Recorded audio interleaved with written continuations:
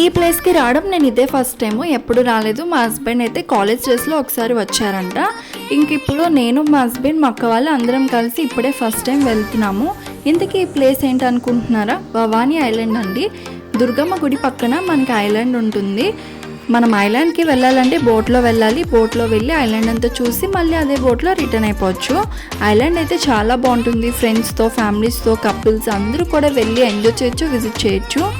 ఐలాండ్లో resorts, restaurant, children's play area, boat rides అన్నీ ఉంటాయి. మనం కావాలంటే నైట్ కూడా స్టే చేసి రిసార్ట్స్ బుక్ చేసుకుని 1 whole day ఉండొచ్చు.